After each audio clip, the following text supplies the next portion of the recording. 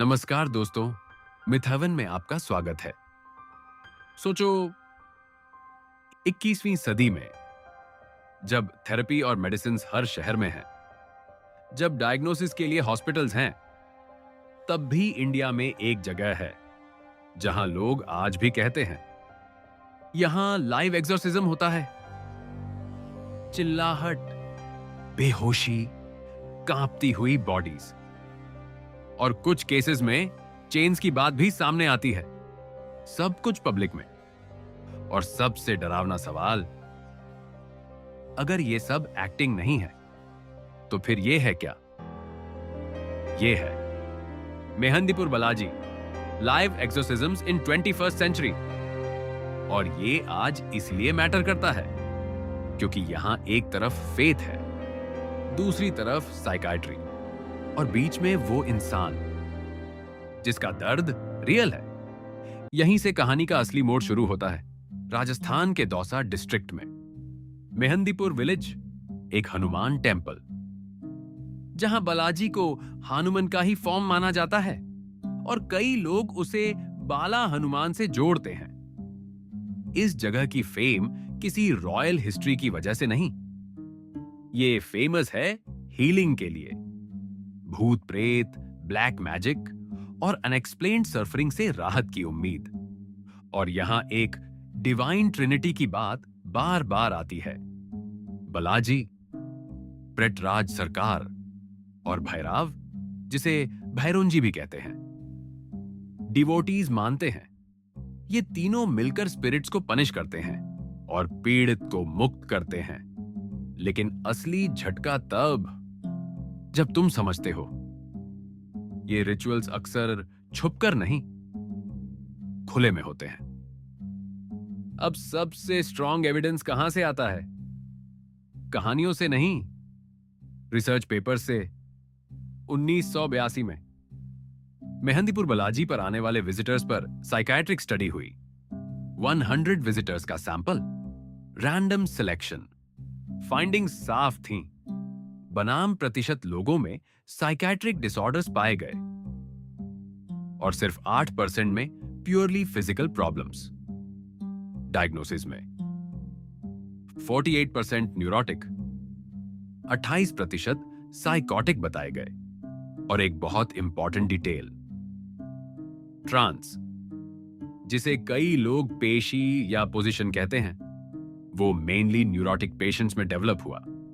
अब सोचो, अगर ज्यादातर लोग मेंटल सफरिंग के साथ आ रहे हैं तो वो एक्सोर्सिज्म टेंपल क्यों आते हैं?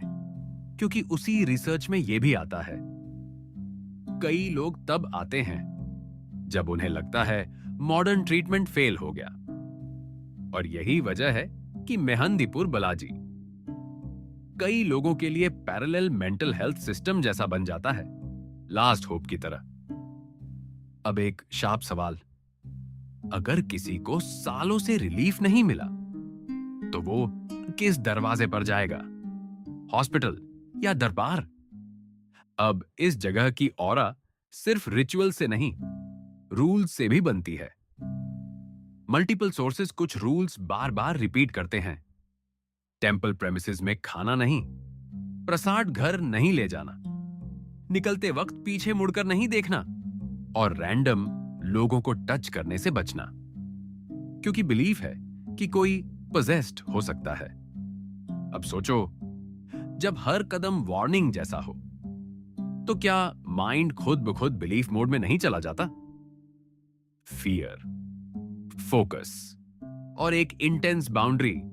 और यही वजह है कि ये जगह सिर्फ रिलीजन नहीं रहती, साइकोलॉजी पर भी असर डालती है। लेकिन स्टोरी का दूसरा हिस्सा बहुत सेंसिटिव है।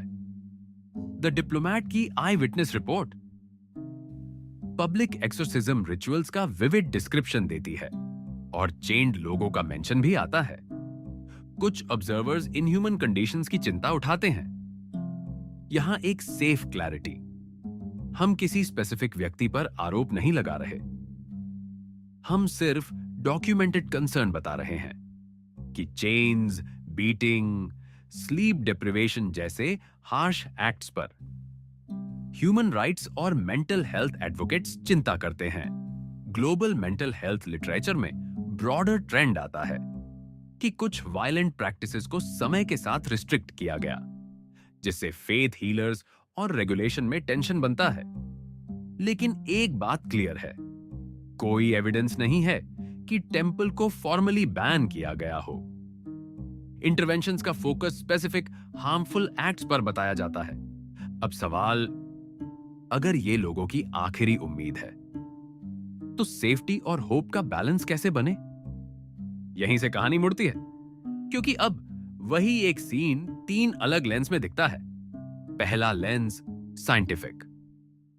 साइंस बोलेगी कुछ केसेस में ट्रांस और रिचुअल कैथारसिस बन जाता है, इमोशनल रिलीज बन जाता है। और 2017 की क्वालिटेटिव स्टडी यानी इंटरव्यू और ऑब्जर्वेशन वाली डिटेल्ड रिसर्च में बालाजी हीलिंग को साइकोथेरेप्यूटिक लाइक सिस्टम जैसा डिस्क्राइब किया गया, जहां बिलीफ, कन्फेशन और करेक्टिव बिहेवियर रिचुअल के अंदर इंटीग्रेट हो जाते हैं। और 1982 स्टडी में एक और पॉइंट, लगभग 1/4 सैंपल मेनली साइकोन्यूरोटिक ट्रांस और रिचुअल्स के बाद स्लाइड से कंप्लीट इंप्रूवमेंट तक रिपोर्ट करता है। अब सवाल, अगर किसी को रिलीफ फील हो रहा है, तो क्या फील हमेशा फेक होता है? दूसरा लेंस स्पिरिचुअल। डिवोटीज की भाषा में ये साइकियाट्रिक नहीं, ये भूत प्रेत, ब्लैक मैजिक और स्पिरिचुअल अटैक है। बालाजी, पृथ्वीराज सरकार और भैरव उनके लिए डिवाइन सिस्टम है। और कई लोग इस ट्रायड को कोर्ट की तरह इमेजिन करते हैं, जहां स्पिरिट्स को ऑर्डर दिया जाता है कि विक्टिम को छोड़ो। रिचुअल प्रैक्टिस में डार्क हास्ट और ऑफरिंग्स का सीक्वेंस बताया जाता है। लड्डूज और ब्लैक बॉल्स जैसी ऑफरिंग्स का मेंशन आता है। और कई गाइड्स डिस्पोजल को टेंपल कॉम्प्लेक्स के अंदर रखने की बात करते हैं। तीसरा लेंस सिंबॉलिक इंटरप्रिटेशन।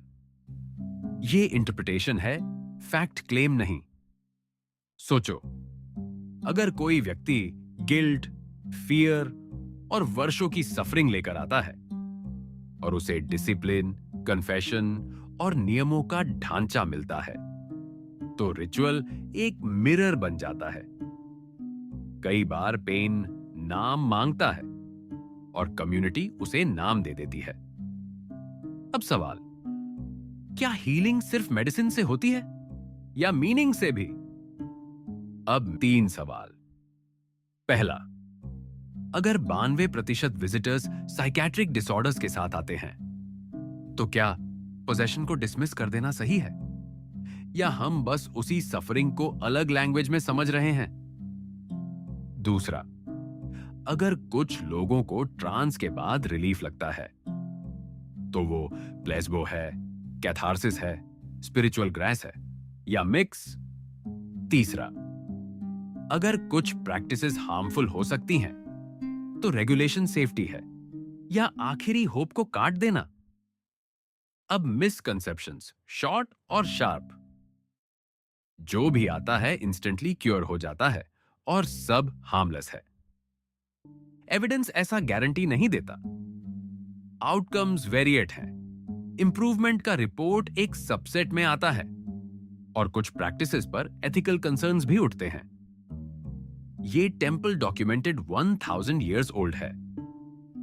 डिवोशनल और टूरिज्म साइट्स 11th सेंचुरी जैसी बातें करती हैं, लेकिन हेरिटेज राइटिंग कहती है क्लियर प्राइमरी डॉक्यूमेंटेशन नहीं है। कुछ हेरिटेज लेखन फॉर्मलाइजेशन को 18वीं से 19वीं सेंचुरी के आसपास प्लेस करता है, महंत जनाकी दास जी महाराज के साथ, और टाइमलाइन एम्बिगुअस मानी जाती है। वेरीफाइड बात, ASI style inscriptional chronology publicly available नहीं है जो करंट स्ट्रक्चर्स को प्रिसाइजली डेट कर दे। ये सब फेक ड्रामा है, बस पैसे के लिए। एविडेंस बताता है बहुत केसेस में जेन्युइन सफरिंग है ऑब्जर्वर्स ने डिस्ट्रेस को रियल देखा है और रिसर्च में लोग लास्ट होप की तरह आते दिखते हैं। इकोनॉमिक एक्सचेंज भी है, ऑफरिंग्स और लोकल इकोनॉमी। लेकिन सिर्फ फेक बोल देना रियलिटी नहीं समझाता।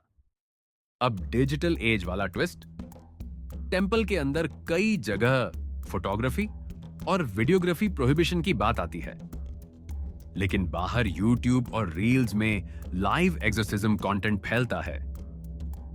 अब अनकंफर्टेबल सवाल, वल्नरेबल सफरिंग को हॉरर कंटेंट बना देना एथिकल है या नहीं? और यही वजह है कि ये जगह सिर्फ हॉन्टेड नहीं, एक एथिकल मिरर भी है जहां क्यूरियोसिटी और एम्पैथी टकराती है। अब मेहंदीपुर बालाजी एक चीज नहीं है, ये 3 लेयर्स में जीता है। डिवोशन की लेयर, जहां लोग बालाजी में जस्टिस, प्रोटेक्शन और होप देखते हैं। साइकोलॉजी की लेयर, जहां रिसर्च बताता है बहुत लोग मेंटल सफरिंग के साथ आते हैं और कुछ लोग रिचुअल ट्रांस के बाद बेटर रिपोर्ट करते हैं। एथिक्स की लेयर, जहां हार्म की संभावना दिखे, वहां डिग्निटी और सेफ्टी की बात उठनी चाहिए, क्योंकि हीलिंग ह्यूमन डिग्निटी तोड़कर नहीं होनी चाहिए। और यही मॉडर्न इंडिया का सबसे बड़ा सवाल है, होप को बचाते हुए हार्म को रोकना। अगर तुम्हें या तुम्हारे किसी अपने को ऐसी अनएक्सप्लेन्ड सफरिंग हो तो एक एक्सट्रीम पर मत जाओ। ना सिर्फ ये गोस्ट्स हैं और ना ही सिर्फ ये फेक है। एविडेंस इतना कहता है, दर्द रियल है। इंटरप्रिटेशंस अलग हो सकते हैं और रिस्पॉन्सिबल रास्ता बैलेंस है। मेडिकल हेल्प को डिसमिस मत करो और फेथ को इंसल्ट मत करो, क्योंकि कई बार हीलिंग मेडिसिन से भी आती है और मीनिंग से भी। डर को कंटेंट मत बनाओ, दर्द को समझो। अब कमेंट में एक शार्प सवाल, अगर तुम्हें ऐसे टेंपल में कोई क्लोज पर्सन दिखे जो स्क्रीम कर रहा हो, ट्रेम्बल कर रहा हो, तो तुम क्या करोगे? पहले साइकाइट्रिस्ट, पहले टेंपल, या दोनों साथ? एंड स्क्रीन पर जो अगला वीडियो दिख रहा है, अभी क्लिक करो। मिथहेवन पर बने रहिए, जहां पत्थर बोलते हैं और हम सुनते हैं।